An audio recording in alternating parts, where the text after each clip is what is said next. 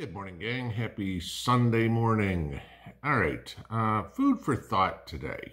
Just something to think about here, because the SHTF situation we may have may not be a worldwide global crisis, okay?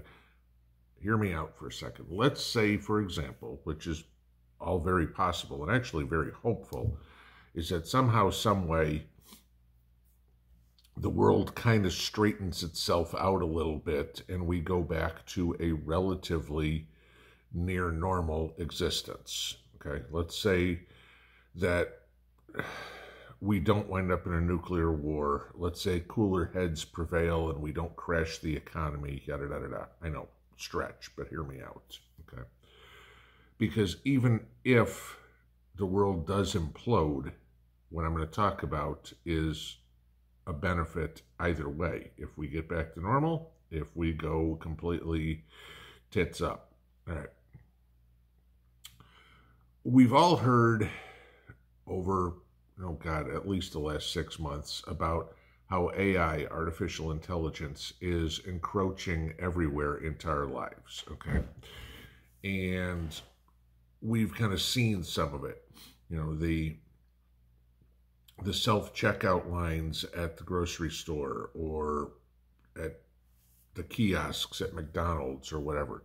And these are all based on ways, artificial intelligence, based on ways to let technology do the work instead of the people.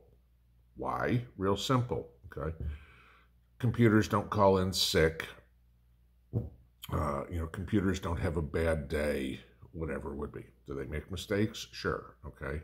Do they need to be fixed? Sure, okay, whatever it would be. But, a computer's not showing up 10 minutes late for work in the morning. Computer's not going to say, gee, my kid's got the flu, I can't come into work today, whatever it would be.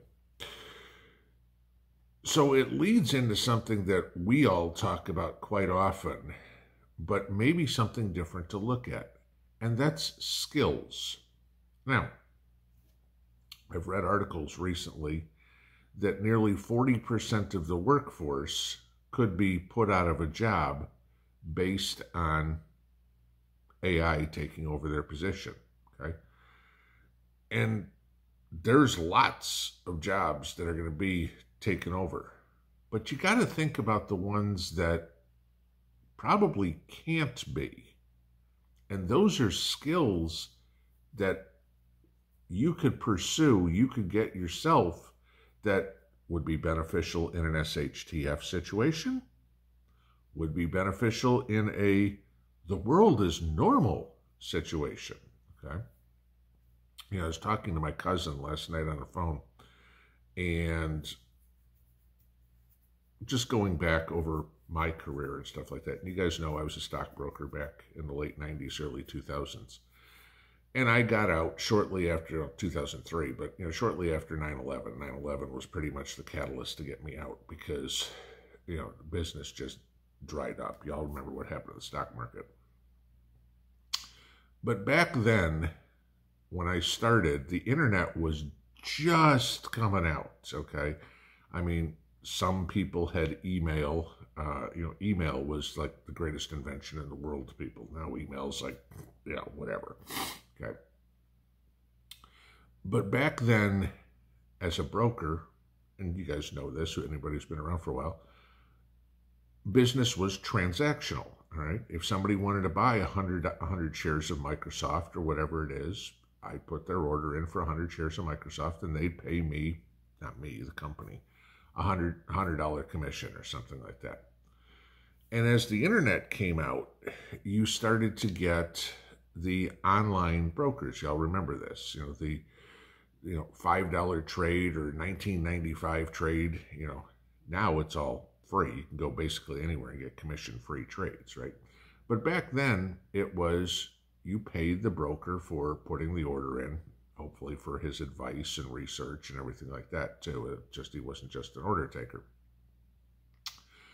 But that job has pretty much disappeared because of technology. Now, sure, there's still financial advisors and everything like that that have to do a whole lot more than process transactions and read annual reports and stuff like that. I mean, they've now got to the point where it's almost a cross between a financial expert and a lawyer, because they got to know how to put together trusts and, all this sort of stuff.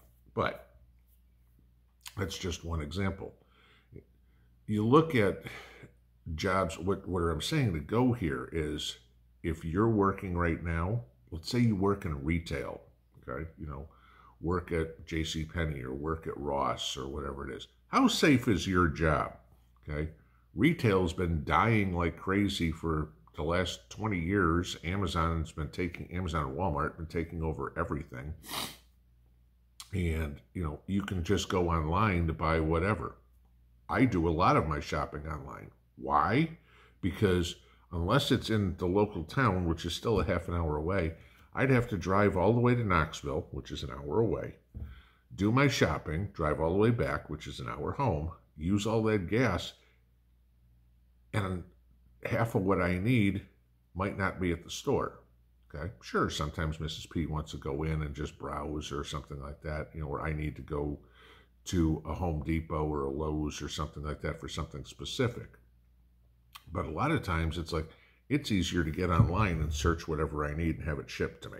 Okay, saves me time, saves me gas money for sure. And even if I've got to pay $7.95 in shipping, who cares? Because I just spent a hell of a lot more than that in gas. So it still winds up, cost beneficial to me. So retail jobs are disappearing. And I could go through a long litany of them.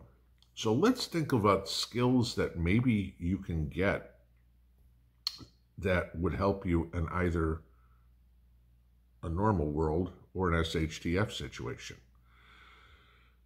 Maybe you're going, oh my God, what am I going to do? Oh, I don't know. I don't really see AI replacing plumbers, electricians, welders, auto mechanics, anything like this. A lot of the trades, and people go, oh, I'm not going to step down and go do that job. That's beneath me. Really? Okay. An electrician, make near 100 grand. Plumber, make near 100 grand. A welder, make 100 grand easy. Okay. That's beneath you. Okay. Don't think so. I mean, you could go get into the medical field. Granted, that takes a lot more time and education, everything like that. But to be a welder, a plumber, an electrician, whatever it is, what's the training? 6 months, 9 months, something like that? Okay. And you've got a career ahead of you. You also have skills that are going to be extremely beneficial in an SHTF situation. I'm not saying you're necessarily going to be wiring a house or plumbing a house in SHTF. Okay, welding, obviously, I don't need to explain how that one goes. Okay, welding's going to be a real good skill to have in SHTF. But, as an electrician, for example, now you know how to fix a lot of this stuff. Now you know how to set up, let's just say, security, okay, around the house. As a plumber, yeah, you think you might want to be able to figure out how to move water from one place to another, or get rid of waste from one place to another? Yeah, plumber might be a good idea to have somebody like that in your mag, or have those skills yourself. Think about that a little bit. As AI is supposedly going to destroy the world, okay, Terminator style or whatever it would be, what skills is AI completely foreign to, that there's no way it can do it? Those are the skills that a prepper wants to have. And those are the skills that maybe somebody who, on the other side of any sort of chaos, or God willing, a reversion back to normal, those are the skills people might want to pursue, because those are the things that are going to allow people to build a good life. And after all, that's what prepping is all about. We're trying to maintain some semblance of a good life. Pinball out.